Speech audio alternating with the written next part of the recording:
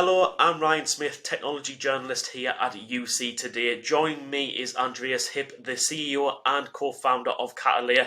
Today we are going to be discussing the challenges and solutions that organisations may find in global voice network operations. Welcome, Andreas. How are you doing today?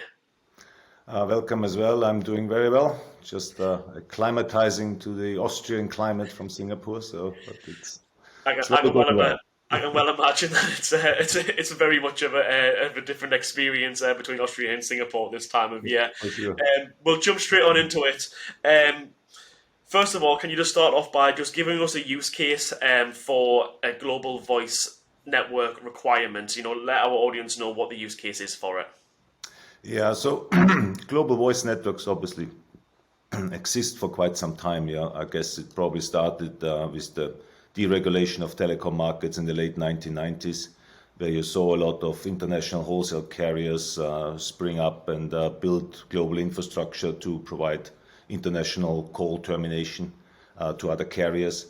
And typically they started building their own infrastructure in data centers like Equinix, deploying hardware, switches, software, and very often also, had their own regional teams to support that infrastructure.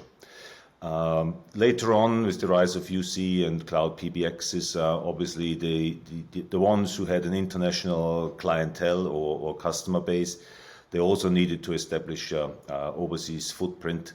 And since they are software people and cloud companies, right, they rather prefer a cloud infrastructure or a hosted environment rather than building infrastructure, which probably is not even their expertise, like the traditional infrastructure heavy telcos could do.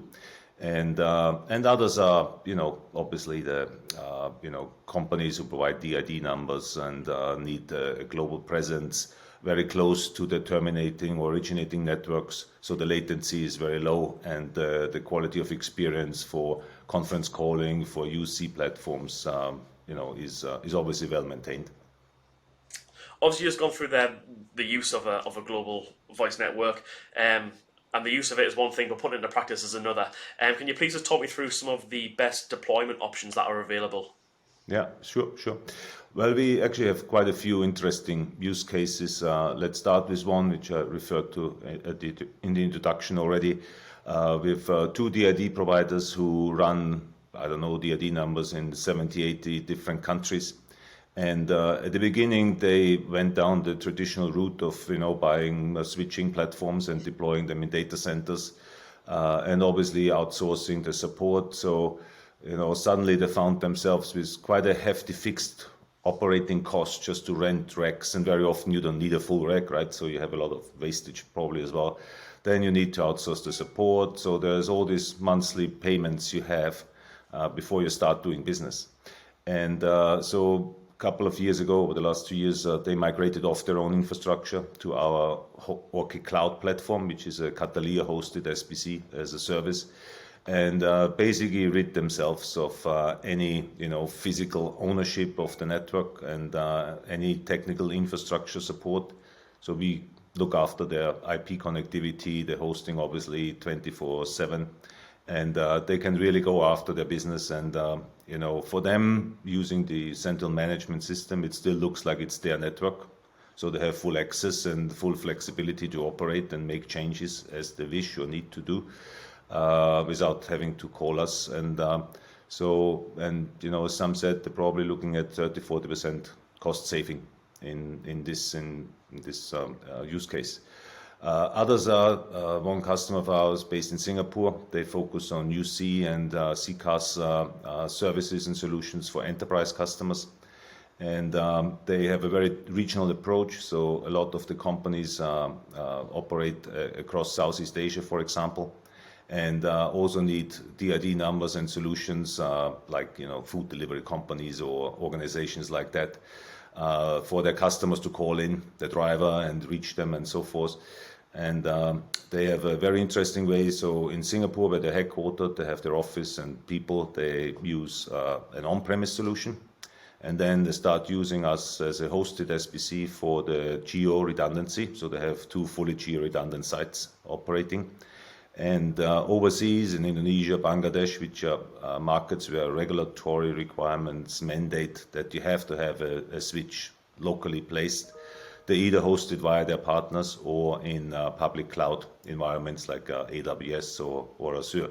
So it's a complete hybrid of different deployment models they combine, but again, they operate that network via one central user interface, and for them it looks like it's theirs if they would have built it.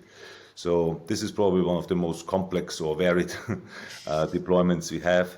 Other use cases, we have about 15, 20 wholesale voice operators who in the past had their own operations, their own infrastructure, and because of thin margins and competitive pressures, they went down the route of basically migrating to a hosted cloud solution for that. Great stuff. Obviously, you mentioned there some of the use cases. Can you just give our audience a little bit of an insight into what commercial models are available? Yeah. So on the commercial side, and probably we were one of the first ones who introduced subscription-based SBC as a service 5 years ago. But we still have, for some deployments, depending on the customer type, they still try or prefer to purchase software licenses on a perpetual basis for accounting reasons and typical amortization of investments. But as soon as it comes to cloud and hosted deployments, they typically prefer a subscription model because all the hosting costs are all monthly charges anyway. So the whole product is basically priced on a monthly recurring basis. It also allows them to kind of save some cash up front, right? And with the pay-as-you-go model, you really only need to subscribe to as much capacity as you need. So your investment at the beginning is very low, and if you do a lot of business, I guess you can also afford the increased cost of the platform to support it. So these are the most common models, so still the traditional purchase of capacity or licenses, but increasingly subscribing to the platform. For the voice wholesalers, we even do a minutes-based model. So you pay per minute that transacts through the platform because they have a lot of fluctuating traffic volumes. So, if there's a holiday, then everybody makes phone calls. If there's no holiday, it drops by 50%. So for them, it's a bit more economically to run with the minute-based model. So these are kind of the options that are out there. As we both know in our industry, businesses and organizations are constantly scaling up and down. Are there any limitations to scalability? And if so, what are they?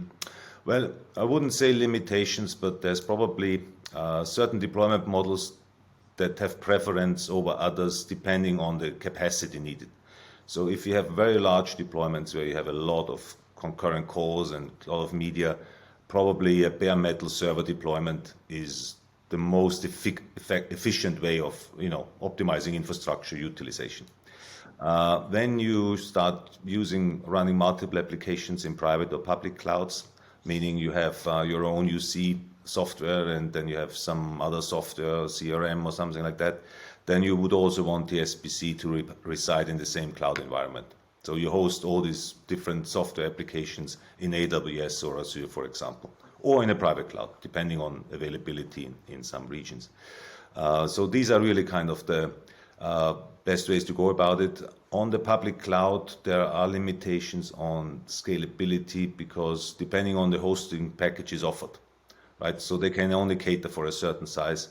But then again, with clustering and cloudification, you can put a load balancer in front of many small SBC instances or smaller SBC instances.